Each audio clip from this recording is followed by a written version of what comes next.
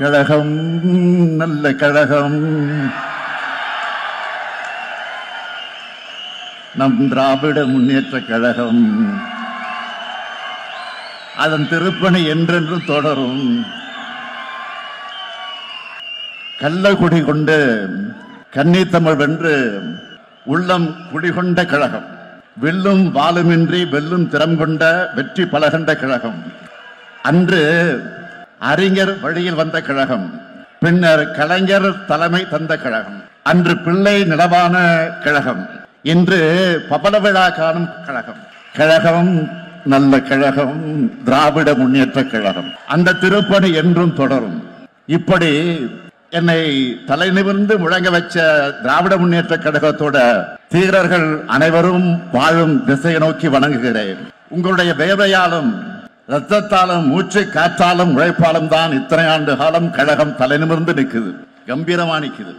அப்படிப்பட்ட தியாகத்தின் உருவமான திராவிட முன்னேற்ற கழக தொண்டர்களுடைய உள்ளத்துக்கும் இல்லத்துக்கும் என்னோட அன்பான வணக்கம். நீங்க இல்லாம கழகம் இல்ல, நீங்க இல்லாம நான் இல்ல. அந்த நன்றி உணர்ச்சியோடு தான் உங்க முன்னாடி நான் கம்பீரமாக நின்றுகிட்டு இருக்கிறேன். இந்த எழுச்சிமிகு 30 விழா நிகழ்ச்சிக்கு தலைமையேற்றுள்ள என்னுடைய ஆருயிர் அண்ணன் கழக பொதுச் செயலாளர் துரைமுருகன் அவர்களே, கழக பொருளாளர் என்னுடைய சகோதரர் TR பாலு அவர்களே, முதன்மை செயலாளர் KN நேரு அவர்களே, துணை பொதுச் செயலாளர்கள் I பெரியசாமி அவர்களே, க பொன்முடி அவர்களே, ராசா அவர்களே, என்னுடைய அருமை தங்கை அருமைக்குரிய அன்புக்குரிய கனிமொழி கருணாநிதி அவர்களே, அன்றியூர் செல்வராஜ் அவர்களே, இளைஞரணி செயலாளர் தம்பி உதயநிதி உள்ளிட்ட பல்வேறு அணிகளின் நிர்வாகிகளே, விருதுகளை பெற்றுள்ள விருதாளர்களே, மாண்புமிகு அமைச்சர் பெருமக்களே, தலைமை கழக நிர்வாகிகளே, ஆற்றல் மிக மாவட்ட கழகத்தின் செயலாளர்களே, நாடாளுமன்ற சட்டமன்ற உள்ளாட்சி அமைப்புகளின் பிரதிநிதிகளே, என் உயிரோடு கலந்திருக்கும் தலைவர் கலைஞர் அவர்களின் உயிரினும் உயிரான அன்பு உடன்பிறப்புகளே, உங்கள் அனைவருக்கும் என்னுடைய அன்பான வணக்கங்கள். பவள விழா 30 விழா, இந்த பொதுக்கூட்டத்தை ஒரு மாநாடு போல், எழுச்சி மிகுந்த மாநாடு போல் ஏற்பாடு செய்திருக்கக்கூடிய மாரத்தான் அமைச்சர் மாண்புமிகு மாசு அவர்கள், சைதாப்பேட்டை என்பது தலைவர் கலைஞருடைய தொகுதி, அதுவும் 2 முறை வென்ற தொகுதி. அந்த தொகுதியோட உறுப்பினரான மாசு கிட்ட எந்த பணியை கொடுத்தாலும் 2 மடங்கு உத்வேகத்தோடு செஞ்சு காட்டுவார் என்பதற்கு இந்த பவள விழா நிகழ்ச்சியை ஒரு சிறந்த எடுத்துக்காட்டு. சென்னை தெற்கு மாவட்ட கழகத்தினுடைய செயலாளர் மாசுவுக்கும் அவரோட தோளோடு தோல் என்று தொண்டாற்றி இருக்கக்கூடிய சென்னை தெற்கு மாவட்ட கழக செயல் வீரர்கள் ஒவ்வொருத்தருக்கும் தலைமை கழகத்தின் சார்பில் என்னுடைய நன்றியை நான் தெரிவித்துக் கொள்ள விரும்புகிறேன். 14 நாட்கள் அமெரிக்க பயணத்தை முடிச்சிட்டு கடந்த 14ஆம் தேதி சென்னைக்கு திரும்பினேன். தொழில் முதலீடுகளை ஈர்ப்பதற்காக நானும் தம்பி TRB ராஜா அவர்களும் அமெரிக்காவுக்கு சென்றோம். சென்றோம்னு சொல்றதை விட வென்றோம்னு தான் சொல்லணும். பல்லாயிரம் கோடி ரூபாய்க்கான முதலீடுகளும் பல்லாயிரக்கணக்கான வேலை வாய்ப்புகளும் கிடைக்க இருக்கு. அதை எண்ணி அடைந்த மகிழ்ச்சிக்கு எனக்கு அளவே கிடையாது. அதே போல எனக்கு அமெரிக்க வாழ் தமிழர்கள் கொடுத்த வரவேற்பு என்பது இந்தியாவின் மற்ற மாநில மக்களும் சோசியல் மீடியாவில் வியந்து பேசுற அளவுக்கு ரீச் ஆச்சு. அதுக்கு காரணம் நாம என்னைக்கு மக்களோட மக்களா இருக்கும். 1956ஆம் ஆண்டு 1966ஆம் ஆண்டு என்னோட 13 வயசுல கோபாலபுரம் இளைஞர் திமுகவை தொடங்கி 53 ஆண்டு காலம் இயக்கத்துக்கும் தமிழ்நாட்டுக்கும் உழைச்ச உழைப்புக்கான அங்கீகாரம் தான் இன்று பவளவிழா காணக்கூடிய திராவிட முன்னேற்ற கழகத்திற்கு நான் தலைவரா இருக்கிறது. கருப்பு சிவப்பு கொடியும் உடன்பிறப்புகளோட அரவணைப்பும் தலைவர் கலைஞருடைய வழிகாட்டுதல் தான் என்னை இந்த அளவுக்கு உயர்த்தி இருக்கு. திராவிட முன்னேற்ற கழகத்தோட தலைவர் என்ற தகுதி எனக்கு வழங்கினவங்க கழக உடன்பிறப்புகளான நீங்க தான். தமிழ்நாட்டோட முதலமைச்சர் என்ற மாபெரும் தகுதியை வழங்கினவங்க தமிழ்நாட்டு மக்கள். கழகமும் தமிழ்நாடும் என்னோட இரு கண்கள்னு நான் செயல்பட்டு வர்ற இந்த நேரத்தில் கழகத்தினுடைய பவளவிழாவை கொண்டாடுறது எனக்கு கிடைச்ச பெருமையாக, வாழ்நாள் கிடைத்திருக்கக்கூடிய பெருமையாக நான் கருதுகிறேன். ஆண்டுதோறும் செப்டம்பர் மாதத்தில் திராவிட மாதமாக நாம் கொண்டாடிக்கிட்டு வரோம். பகுத்தறிவு புகழவன் தந்தை பெரியார் பிறந்த நாள், பேரறிஞர் பிறந்தகை அண்ணா பிறந்த நாள், அறிவியக்கமாம் திராவிட முன்னேற்ற கழகம் உதயமான நாள் ஆகிய மூன்றையும் இணைச்சு பெருவிழாவாக தலைவர் கலைஞர் அவர்கள் கொண்டாட தொடங்கினார். இந்த விழாவுக்கு மகுடம் வைத்தார் போல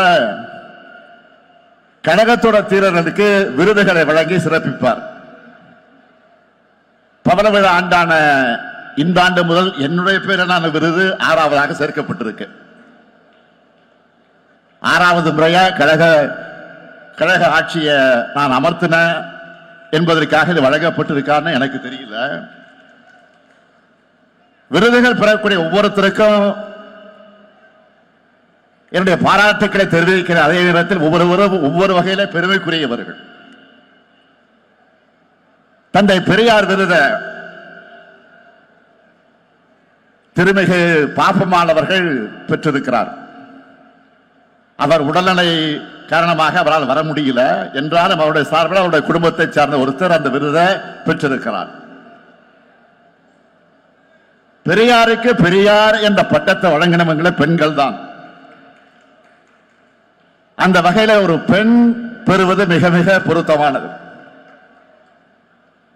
கழகம் தொடங்கப்பட்ட காலத்திலிருந்து கழகத்தில் தொண்டரா சேர்ந்து கழக நடத்தின எல்லா போராட்டங்களையும் பங்கெடுத்து 108 வயசுலேயும் கழகத்துடைய அடையாளமா மட்டுமல்ல, ஒட்டுமொத்த தமிழ்நாட்டுடைய அடையாளமாக திருமிகு பாப்பம்மாள் அவர்கள் விளங்குகிறார். அடுத்து பேரறிஞர் அண்ணா பெயரிலான விருதயம் அறந்தாங்கி மிசா ராமநாதன் அவர்கள் பெற்றிருக்கிறார்கள். மாணவர்களை இணைச்சு 1964 கழகத்துக்கான தன்னோட தொண்டை தொடங்கினார் நம்முடைய ராமநாதன் அவர்கள். மொழிப்போர்ல கலந்துகிட்டார். 1976ஆம் ஆண்டு மிசா கைதியாக ஓராண்டு காலம் சிறையில் இருந்ததோடு கழகத்தோட எல்லா போராட்டங்களையும் பங்கெடுத்து தியாகத்தோட அடையாளம் தான் நம்முடைய ராமநாதன் அவர்கள். தலைவர் கலைஞர் பெயரிலான விருதை தலைவர் கலைஞர் அவர்களால் ஆழ்வார் என்றும் என்னால் திராவிட ஆழ்வார் என்றும் அழைக்கப்படக்கூடிய நம்முடைய ஜெகத்ரட்சகன் அவர்கள் பெற்றிருக்கிறார். இதயத்தோட ஒரு பக்கத்தை கலைஞருக்கு, இன்னொரு பக்கத்தை ஆழ்வார்களுக்கு அர்ப்பணிச்சவர் நம்ம ஜெகத்ரட்சகன் அவர்கள். பள்ளி காலத்தில் இந்திய எதிர்ப்பு போரில் பங்கெடுத்தவர். கல்லூரி காலத்தில் பெரியார சந்திச்ச காரணத்தினால கல்லூரியிலிருந்து டிஸ்மிஸ் செய்யப்பட்டவர். அதனாலதான் இத்தனை கல்லூரிகளை பல்கலைக்கழகங்களை ஜெகத்ரட்சகன் தொடங்கினாரா என்பது நமக்கு சந்தேகமா இருக்கு. கல்வி நிலையங்கள், இலக்கிய பணிகள் எது இருந்தாலும் அரசியலையே முழுமூச்சா கொண்டு கலைஞரே சரணம்னு பணியாற்றும் கலைஞருடைய பக்தர் இவர். எத்தனையோ சோதனைகள், மிரட்டல்கள், நெருக்கடிகள் அவருக்கு வந்துச்சு, இன்னும் வந்துகிட்டு இருக்கு. ஆனா அச்சமில்லாமல் யாரோடும் சமரசமாகாம கழகமே துணைனை கம்பீரமாக செயல்படக்கூடியவர் நம்முடைய ஜெகத்ரட்சகன் அவர்கள். அதனால அவருக்கு கலைஞர் விருது வழங்கப்பட்டிருக்கு. அடுத்து பாவேந்தர் பாரதிதாசன் விருது கவிஞர் தமிழ்தாசன் அவர்கள் பெற்றிருக்கிறார். மொழி போராட்டத்தில் பங்கெடுத்ததுக்காக பள்ளி மாணவராக கைது செய்யப்பட்டவர். பள்ளியில படிக்கும் போது மரபு கவிதைகளை எழுதுற அளவுக்கு திறன் அவருக்கு இருந்துச்சு. உணர்ச்சி மிக்க கவிதைகளை தீட்டி வரக்கூடியவர். இது எல்லாத்தையும் விட தொலைக்காட்சி விவாதங்கள்ல சிங்கமன சீறி கழகத்தோட கொள்கைகளை நிலைப்பாடுகளை நிலைநிறுத்துவார். புரட்சி வாதங்களை வைக்கக்கூடிய அவருக்கு புரட்சி கவிஞர் விருதை வழங்கி இருக்கிறோம். அடுத்து பேராசிரியர் விருதை என்னுடைய இனிய தோழன் வி.பி. ராஜன் பெற்றிருக்கிறார். 1969ஆம் ஆண்டே தன்னுடைய கிராமத்தில் அண்ணா அறிவாலயம் என்ற படிப்பகம் தொடங்கினவர் வி.பி. ராஜன். 1972ஆம் ஆண்டு முதல் கழகத்தில் தீவிரமாக பணியாற்றினவர். 1980களில் நான் இளைஞரணியை வழிநடத்த தொடங்கின காலத்தில் விருதுநகர் மாவட்டத்தில் இளைஞரணி அமைப்பாளராக பொறுப்பேற்றார். மேடைகள் ஏறினா எதிரிகளுக்கு பிபிஏ எகிர வைப்பார். அதனால்தான் தலைவர் கலைஞர் அவர்கள் அவருக்கு புலிக்குட்டின்னு பேர் வச்சு அழைத்தார். அவருக்கு இனமான பேராசிரியர் விருது வழங்கப்பட்டிருக்கு. அடுத்து என்னுடைய பெயரிலான விருதை ஒன்றிய முன்னாள் அமைச்சர் என்னுடைய அருமை சகோதரர் எஸ்.எஸ். பழனிமாணிக்கம் அவர்கள் பெற்றிருக்கிறார். 1962ஆம் ஆண்டு தலைவர் கலைஞர் அவர்கள் தஞ்சை தொகுதியில போட்டியிட்டப்போ பள்ளி சிறுவனாக இருந்து உதயசூரனுக்கு வாக்கு கேட்டு அங்கே தேர்தல் பிரச்சாரம் செய்தவர் என்னுடைய அருமை சகோதரர் பழனிமாணிக்கம் அவர்கள். மொழி போராட்டத்தில் ஈடுபட்டவர். மாணவர் திமுகவில் இணைந்து வேகமாக பணியாற்றியவர். 6 முறை தஞ்சை நாடாளுமன்ற உறுப்பினர், 9 ஆண்டுகள் ஒன்றிய அமைச்சர், பல்வேறு பொறுப்புகள் மூலமா கழகத்துக்கு பெருமை சேர்த்த பழனிமாணிக்கம் அவர்கள் எனது பெயரிலான விருதை பெறுவது எனக்கு பெருமையா இருக்கு. விருது பெற்ற அனைவரையும் தலைமை கழகத்தின் சார்பில், கழக அமைப்புகளின் சார்பில், கழக உடன்பிறப்புகளின் சார்பில் நான் வாழ்த்துகிறேன், வணங்குகிறேன். உங்களை பார்த்து எங்களுக்கே விருது கிடைச்சது போல மகிழ்ச்சி அடைகிறோம். ஆண்டுதோறும் விருதுகள் வழங்குகிறோம் என்றாலும் இது கழகத்தோட பவள விழா ஆண்டில் வழங்கப்படும் விருது என்பதால இதுக்கு கூடுதல் சிறப்பு இருக்கு. உங்களை போன்றவர்களோட உழைப்பால் தான் கழகம் இந்த உன்னதமான இடத்துக்கு வந்திருக்கு. ஒரு இயக்கம் 75 ஆண்டு காலம் நிலைச்சு நிற்கிறதும், ஒரு இயக்கம் 75 ஆண்டுகள் கழிச்சும் கம்பீரமாக காட்சி அளிக்கிறதும் சாதாரணமான சாதனை இல்லை. இதுக்கு முழு முதல் காரணம் நம்முடைய அமைப்பு முறைதான் என்பதை நான் நெஞ்சு நிமிர்த்தி சொல்லுவேன். 1977ஆம் ஆண்டு சட்டமன்ற தேர்தலில் கழகம் தோற்ற போது இத்தோடு திமுக முடிஞ்சதுன்னு சில ஊடகங்கள் எழுதினாங்க. அப்போ தலைவர் கலைஞர் சொன்னார், கருணாநிதியின் வாழ்வே முடிந்து விட்டாலும் கழகத்தின் வாழ்வு முடியாது என்ற அளவுக்கு வலிமை மிகுந்த வாய்ப்பு அப்படிப்பட்ட அமைப்பை கொண்டது திராவிட முன்னேற்ற கழகம்னு சொன்னார். லட்சம் கிளைக்கழகங்களை கொண்டது நம்ம தலைமை கழகம். இன்றைக்கு நாங்கள்லாம் தலைமை கழகத்தில் கம்பீரமா உட்கார்ந்து இருக்கிறோம்னா அதுக்கு அடித்தளம் இருக்கிறது. அந்த அடித்தளத்தில் இருக்கிற கிளை கழகங்கள் அடிக்கட்டுமானம் ஸ்ட்ராங்கா இருந்தாதான் மேல் கட்டுமானமும் வலிமையாக இருக்கும். அந்த அடித்தளத்தை பேரறிஞர் அண்ணாவும் தலைவர் கலைஞரும் இனமான பேராசிரியரும் இன்னும் எத்தனையோ தலைவர்களும் உருவாக்கி கொடுத்துட்டு போயிருக்காங்க. தலைவர்கள் எத்தனையோ தளபதிகளை, போராளிகளை, வீரர்களை உருவாக்கி சென்றிருக்காங்க. தலைவன் தொண்டன் இல்லாம அண்ணன் தம்பி என்ற பாச உணர்வோடு இந்த இயக்கம் கட்டமைக்கப்பட்டுச்சு. உலகத்தில் எந்த அரசியல் இயக்கமும் உடன்பிறப்பு என்ற பாச உணர்வோடு கட்டமைக்கப்படலை. திராவிட கொள்கையை ஊட்டின பேரறிஞர் அண்ணா அவர்கள் முதல் முறை கோட்டையை கொண்டு வந்து முன்னேற்ற கழகத்தை நிலைநிறுத்தினார். அதைத் தொடர்ந்து 4 முறை நாட்டை ஆளும் வாய்ப்பு ஏற்படுத்தி காட்டினார் தலைவர் கலைஞர் அவர்கள். 6வது முறை அரியணை ஏற்றக்கூடிய அந்த கடமையை செய்கிற கட்டளையை என் தோல்ல விழுந்துச்சு. லட்சக்கணக்கான உடன்பிறப்புகளின் துணையோடு பெரும்பான்மையான தமிழ் மக்களின் நம்பிக்கையை பெற்று திராவிட மாடல் ஆட்சியை நாம் நடத்திட்டு இருக்கிறோம். இப்படி வரலாற்று முக்கியத்துவம் இந்த காலகட்டத்தில் நாம எல்லாரும் இந்த இயக்கத்தில் பொறுப்புகள் இருக்கிறோம், இந்த இயக்கத்தால தொண்டர்களாக இருக்கிறோம் என்பதுதான் நமக்கான வாழ்நாள் பெருமை. இந்த தருணத்தில் ஒரு முக்கியமான செய்தியை நான் சுட்டிக்காட்ட விரும்புகிறேன். 25 வயசை கொண்டாடுகிற வெள்ளி விழா ஆண்டிலையும் நம்ம கழக ஆட்சியில் இருந்துச்சு. 50 வயசை கொண்டாடுற பொன் விழா ஆண்டிலையும் கழக ஆட்சியில் இருந்துச்சு. 75 வயசை கொண்டாடுற பவள விழா ஆண்டான இப்பவும் கழக ஆட்சியில் இருக்கு. இன்னும் சொல்லணும்னா திராவிட முன்னேற்ற கழகத்தோட தேவை இன்னும் 100 ஆண்டுகளுக்கு இருக்கு. கடந்து வந்த 75 ஆண்டுகளை எத்தனையோ சாதனைகளை செஞ்சிருக்கிறோம். தாய் தமிழ்நாட்டுக்கு தமிழ்நாடுன்னு பெயர் சூட்டணும். பல்லாயிரம் ஆண்டு பழமை கொண்ட நம்முடைய தாய்மொழிக்கு செம்மொழி தகுதியை பெற்று தந்தோம்.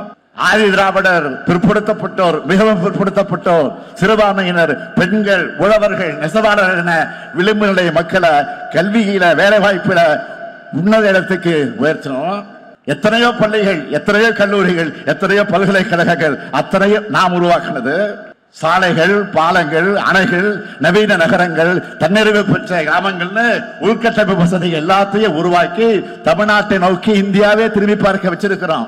கடந்த 3 ஆண்டுகள் மட்டும் எத்தனை சாதனைகள்! மகளிருக்கு 1000 ரூபாய் உரிமை தொகை, உயர்கல்வி பயிலக்கூடிய மாணவ மாணவியருக்கு மாதம் 1000 ரூபாய் உதவித்தொகை, பள்ளி குழந்தைகளுக்கு காலை உணவு திட்டம், பணிக்கு செல்லக்கூடிய மகளிருக்கு கட்டணமில்லா பேருந்துன்னு ஒவ்வொரு தனி மனிதரையும் காக்குகிற அரசாக நம்முடைய திராவிட மாடல் அரசு செயல்பட்டுக் கொண்டிருக்கிறது. இத்தனை திட்டங்கள் எந்த மாநிலத்திலேயாவது இருக்கிறதா என்று இல்லைன்னு சொல்லத்தக்க வகையில தான் எந்த மாநில அரசும் ஒரு மாநிலத்துக்கு நன்மைகள் செஞ்சு தந்தது இல்லைன்னு சொல்ற அளவுக்கு தான் திராவிட முன்னேற்ற கழகத்துடைய அரசு தமிழ்நாட்டை வளமிக்க மாநிலமாக மேம்படுத்தி இருக்கு. தொடர்ந்து வளப்படுத்தி வருது. நம்முடைய எல்லா கனவுகளும் நிறைவேறிச்சான்னு கேட்டா இல்ல. மாநில உரிமைகளை வழங்குகிற ஒரு ஒன்றிய அரசு அமையல. நிதி உரிமை உள்ளிட்ட கோரிக்கைகளுக்கு இன்னமும் நாம் போராட வேண்டிய நிலையில் தான் இருக்கிறோம். இப்படிப்பட்ட ஏராளமான நெருக்கடிகளுக்கு இடையில தான் தமிழ்நாட்டை எல்லா விதத்திலையும் முன்னேற்ற ஒற்றை இலக்கோடு திராவிட முன்னேற்ற கழக அரசு செயல்பட்டு வருது. பேரறிஞர் அண்ணாவும் தலைவர் கலைஞரும் வலியுறுத்தின மாநில சுயாட்சி கொள்கை என்பது நம்மோட உயிர்நாடை கொள்கையில ஒன்று. தலைவர் கலைஞர் எளிமையா சொன்னார், நம்ம கோட்டையில் இருந்தாலும் அங்க இருக்கக்கூடிய புல்ல வெட்ட கூட உரிமை இல்லை, அதுக்கு மேல அனுமதி வாங்கணும். இன்னைக்கு கிரீம் பண்ணுக்கு எவ்வளவு வரி போடுறீங்கன்னு கேட்க கூட உரிமை இல்லாத நிலை உருவாகி இருக்கு. இந்த சூழல்ல மாநில சுயாட்சி வென்றெடுப்பதற்கான ஒரு அறிவிப்பு தான் இந்த புகழ விழா செய்தியாக நான் சொல்ல விரும்புகிறேன். குறைவான நிதிவளம், அந்த நிதிவளத்தை கொண்டு நம்மால இவ்வளவு சாதனைகளை செய்ய முடியுதுன்னா முழுமையான நிதிவளம் கிடைச்சா தமிழ்நாட்டை எல்லாத்திலையும் சிறந்த மாநிலமா மாத்தி காட்ட நம்மால் முடியும் எல்லாம். எனவே இதையெல்லாம் அதிகாரமும் கொண்டவைகளாக மாநில அரசுகளை மாற்றுகிற வகையில அரசியலமைப்பு சட்டத்தில் திருத்தம் கொண்டு வர முயற்சிக்கும் சட்ட முன்னெடுப்புகளை திராவிட முன்னேற்ற கழகம் நிச்சயமாக உறுதியாக செய்யும். இந்தியாவில மாநில உரிமைகளுக்காக, மாநில சுயாட்சி கொள்கைக்காக தொடர்ந்து குரல் கொடுத்து ஒரே இயக்கம் நம்முடைய திராவிட முன்னேற்ற கழகம் மட்டும்தான். ஏன்னா எப்பவும் நாம தான் மக்களோட மக்களா இருக்கோம், மக்களுக்கு உண்மையாக இருக்கிறோம். அதனால மக்கள் எப்பவும் நம்மோடு இருக்காங்க. மக்களும் நாமாலும் ஒன்னா இருக்கிறதால வெற்றி நம்மோடு இருக்கு. நின்ற தேர்தலில் எல்லாம் வென்ற தலைவர் நம்முடைய தலைவர் கலைஞர் அவர்கள். உங்களால நான் தலைமை பொறுப்பில் உட்கார வைக்கப்பட்டு எதிர்கொண்ட எல்லா தேர்தல்களிலும் நாம் வெற்றி பெற்றிருக்கிறோம். நான் என்றால் தனிப்பட்ட ஸ்டாலின் அல்ல. ஸ்டாலின் என்ற ஒற்றை பேருக்குள்ள கோடிக்கணக்கான உடன்பரப்புகளோட உழைப்பும் ஆற்றலும் அடங்கியிருக்கு. இந்த வெற்றிகள் எல்லாம் உங்களுடைய உழைப்பால், உங்களுடைய தியாகத்தால், உங்களுடைய செயல்பாடுகளால், உங்களுடைய நடவடிக்கைகளால் கிடைச்சிருக்கு. அது சாத்தியமா? இதுவரை நடந்த தேர்தல்கள் போலவே அடுத்தடுத்து வரப்போற தேர்தலில் நாம தான் வெற்றி பெற போறோம். இதுல யாருக்கு சந்தேகம் இல்ல. நான் ஏதோ ஆணவத்தில் சொல்றேன்னு நினைச்சுக்காதீங்க. உங்க மேல இருக்கக்கூடிய நம்பிக்கையில தான் சொல்றேன். அதுக்கு மெத்தனமாவும் யாரும் இருந்துடக்கூடாது, இருக்க மாட்டீங்க என்பது எனக்கு தெரியும். எந்த இயக்கமாக இருந்தாலும் அதுக்கு கொள்கை தேவை, அதை செயல்படுத்தும் வீரர்கள் தேவை, வழிநடத்தும் தலைமை தேவை. திராவிட முன்னேற்ற கழகத்துக்கு தித்திக்கும் திராவிட கொள்கை இருக்கு. கொள்கையை காக்கிற படையாக நீங்க இருக்கீங்க. உங்க வீரத்தால துணிச்சல் பெற்ற தலைமை இருக்கு. நம்முடைய தொடர் வெற்றிகள் மூலமாக 100ஆண்டு விழாவை நோக்கி நாம் முன்னேறுவோம். அடுத்து நம்முடைய இலக்கு 2026 தேர்தல். இதுவரைக்கும் இப்படி ஒரு வெற்றியை எந்த கட்சியும் பெற்றதில்லைன்னு 2026 வரலாறு சொல்லணும். அந்த வரலாறு எழுதுவதற்கு நீங்க தயாரா? அந்த வரலாறு எழுதுவதற்கு நீங்கள் தயாரா? இந்த உணர்வு வெற்றி சரிதமாக மாற வேண்டும். இந்த உணர்வு வெற்றி சரிதமாக மாற வேண்டும் என்கிற அந்த உறுதியை இந்த 30 விழாவில் உறுதியேற்போம், உறுதியேற்போம், உறுதியேற்போம்.